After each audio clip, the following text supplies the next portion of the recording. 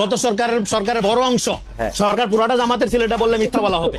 কিন্তু সরকারের ক্ষমতার ভর কেন্দ্র জামাত দ্বারা নিয়ন্ত্রিত। সরকারের ভিতরে একাধিক সরকার ছিল।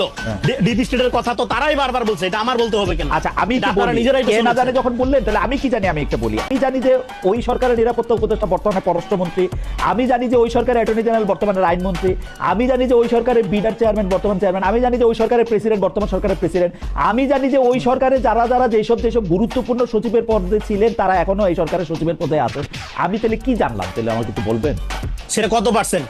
সেটা 20% এর বেশি। প্রেসিডেন্ট, পররাষ্ট্রমন্ত্রী, আইনমন্ত্রী বাদ দিলে তো পার্সেন্টেজ না। ধরেন আমার শরীরটা 68 কেজি, মাথাটা 2 কেজি, কিন্তু মাথার তো একটা আলাদা জামাতের অর্গানাইজেশনাল ক্যাপাসিটি তো চিন্তা করতে হবে ইন কম্পেয়ার টু বিএনপি।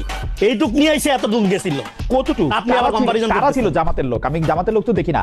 আমি তো জামাতের লোক আমি আমার কাছে জীবনে এরকম কোনো উদাহরণ নাই ডক্টর মোহাম্মদ ইউনূস 1.5 ঘন্টা দাঁড়ায় থেকে এই সরকারের প্রধানমন্ত্রীর লগে দেখা করে গেছে ঈদের দিন।